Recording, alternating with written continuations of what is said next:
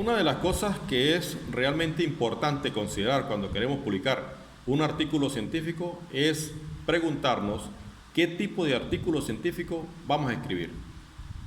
Esto es una pregunta que no puede quedar en el aire. Uno tiene que tener claro cuál es el propósito de lo que quiere desarrollar a lo largo del artículo científico. En cuanto a ello, el Manual de la APA, en su séptima edición del año 2020, nos cuenta que existen 5 tipos de artículos científicos. El primero de ellos son los informes acerca de los estudios empíricos. A través de estos informes lo que se da a conocer son los resultados empíricos de esos estudios que recientemente se acaban de concluir.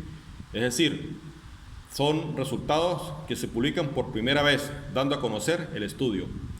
En cuanto al segundo tipo de artículo científico, tenemos los artículos de reseña o de revisión. A través de estos artículos, nosotros podemos hacer una evaluación crítica de los resultados de un estudio que ha sido publicado recientemente. Para ello tenemos que evaluar, integrar y criticar estos resultados, diciendo si realmente se logra el propósito de lo que se pretendía en el estudio y si constituye un aporte para el conocimiento. En tercer término, tenemos los artículos de índole teórico. A través de estos artículos, los autores toman investigaciones anteriores y dan a conocer una nueva teoría dentro de la misma línea de investigación. En tercer lugar, tenemos los artículos de orden metodológico. Lo que se busca es dar nuevas metodologías o modificar las que ya se dieron, luego de un análisis minucioso de las mismas. En quinto término, tenemos los estudios de caso. Lo que se presenta son los resultados parciales o totales de investigaciones donde el autor ha participado de manera individual o conjuntamente con otros investigadores a nivel de una institución. Una modalidad de escritura científica que se suele emplear para las revistas científicas es el ensayo. El filósofo francés Michel de Montaigne lo utilizó y le dio el nombre con que ahora lo conocemos. En términos generales, el ensayo es un escrito en prosa cuya extensión es variable. Esto quiere decir que depende también de la revista a la cual nosotros estemos enviando el ensayo. Algunas revistas suelen dar, por ejemplo, 4 páginas para la extensión del ensayo, otras 6, 10, 15, 20, hasta 25 páginas. Por ejemplo, en el caso de las revistas de filosofía o de epistemología, dan unas extensiones alrededor de ese número de 20 páginas. Todo depende de qué revista nosotros seleccionemos para hacer el envío del ensayo.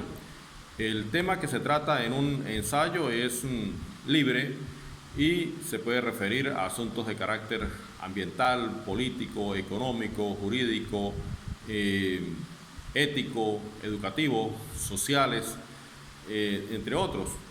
El ensayo es una prueba porque se opone por definición a una actitud dogmática. El ensayo es original, suele apoyarse en un conocimiento profundo del tema por parte de quien escribe.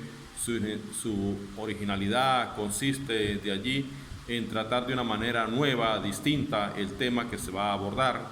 El ensayo refleja la madurez del escritor porque el escritor es una persona que conoce en profundidad el tema. El ensayo es algo subjetivo, es decir, que le permite al autor expresar su punto de vista en relación al tema que está tratando, entre otros. Cuando nosotros escribimos un ensayo, bien sea académico o un ensayo científico para una revista, debemos procurar mantener unas características que son deseables. Y una de ellas es que el ensayo es unitario. El ensayo se centra en un solo tema y allí nosotros no divagamos hacia otros asuntos que no sean de interés con respecto al tema que estamos tratando. En segundo lugar, el ensayo nos permite desarrollar un tema sin agotarlo. Se trata de una visión personal, no estamos obligados a proporcionar datos exactos o comprobables, pero sí, cada una de las opiniones que emitimos en el ensayo tenemos que argumentarlas, bien sea mediante ejemplos, reflexiones, comentarios y comparaciones. El ensayo nos permite entonces expresar una visión personal respecto al tema. El ensayo nos da una libertad temática para referirnos a aspectos variados, críticos, reflexivos, humorísticos, sociales, ambientales, entre otros. El ensayo es algo que es muy cuidadoso, pero también es elegante, sin llegar a la afectación. Para escribir un ensayo tenemos que hacer una selección cuidadosa y precisa del léxico que vamos a emplear. Tenemos que apegarnos a unas normas. Estas normas nos hacen que tengamos una impecable ortografía. Las normas de la Real Academia, por un lado, y por el otro, las normas que exige la revista en la cual nosotros queremos publicar.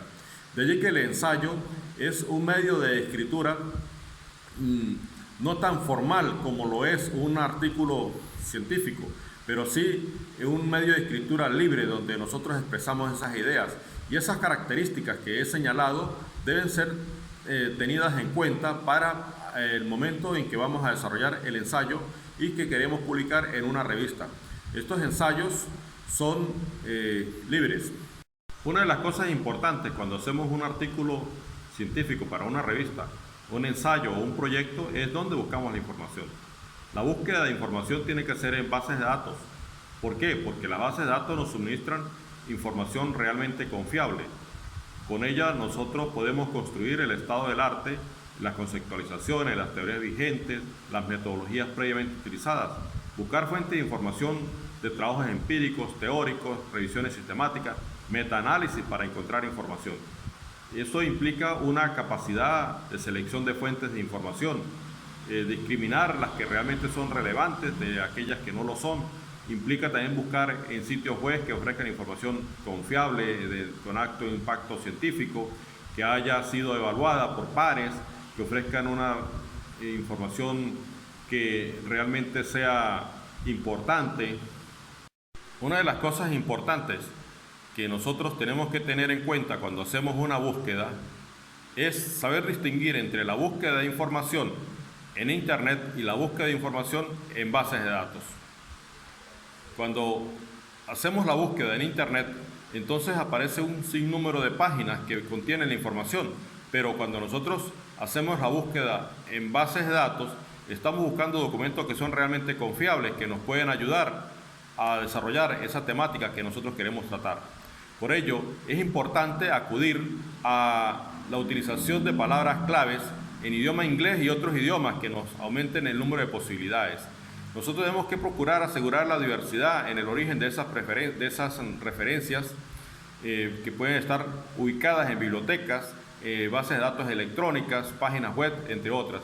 Pero también asegurar la diversidad en la lista de referencias de la consulta de esos tipos de documentos, como son libros impresos, revistas, artículos, tesis, monografías, entre otros. Resguardar también la actualidad. Se procura que la información sea de los últimos 5 años.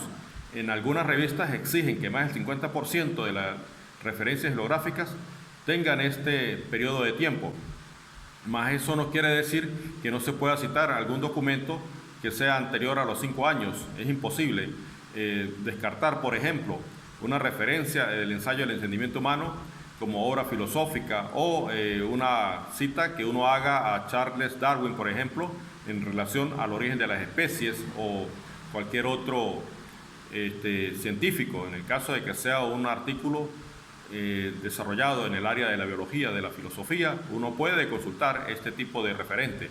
También asegurar que la selección de estas revistas sean las más idóneas, o la selección de estas bases de datos sean las más idóneas. Bien, amigos y amigas, al final de este encuentro quiero referirme a un aspecto que resulta crucial considerar cuando hacemos una escritura científica para una revista. Nos ha sucedido en algunos casos, cuando hacíamos la tesis de doctorado, que solíamos encontrar un problema en que el autor que estaba citado en el documento no estaba finalmente en las referencias, faltaba algún autor. En otros casos es que sobran autores, es decir, en las referencias aparece un autor pero no está citado en el documento. Bien, este problema ya está resuelto desde hace algunos años a través del desarrollo de los gestores de bibliografía. Entre ellos los más usados son Zotero y Mendeley, pero también están el ECNO X.9. Estos gestores de bibliografía, algunos son pagos, otros son de libre acceso. Uno los descarga de la página del desarrollador de los gestores de bibliografía y hace uso de una cuenta de correo electrónico y una contraseña. A partir de este momento, usted dispone en la nube de ese gestor de bibliografía de un espacio para que almacene los documentos que está descargando. Cuando uno va a preparar el artículo científico para la revista, a través del gestor de bibliografía uno debe descargar el artículo y ubicarlo en la biblioteca que le ofrece ese gestor de bibliografía, bien sea Mendeley o Zotero. Quizás a ustedes les suene interesante el asunto, pero yo les he colocado a ustedes en este curso unos links para que hagan la descarga de los respectivos gestores de bibliografía que les estoy mencionando, en este caso Zotero y Mendeley. También le coloco unos links que les enseña a manejar a ustedes el gestor de bibliografía, porque estoy seguro que a través de este gestor de bibliografía, de ahora en adelante, todos sus documentos van a evitar tener este problema que hasta ahora se les venía presentando cuando usted al final no sabía cuál era el nombre del libro que había consultado de ese autor o le faltaba un autor por referenciar en su documento. Todo esto es de singular importancia y en este curso postdoctoral de redacción y publicación científica es propicia la oportunidad para que cada uno de nosotros innovemos, incorporemos los gestores de bibliografía, hagamos publicaciones científicas de calidad, porque este es el propósito de este curso postdoctoral, que ustedes desarrollen la habilidad de la escritura científica para su preparación de ensayos, para la escritura de un artículo científico. Y estoy seguro que cada uno de ustedes va a saber aprovechar las herramientas que le estoy señalando y que gustosamente están disponibles a partir de este momento en la plataforma, los respectivos links para que ustedes hagan la descarga. Bienvenidos, amigas y amigas, y los invito a que aprovechen al máximo este curso postdoctoral. En un próximo encuentro estaremos tratando otros asuntos de singular importancia para ustedes.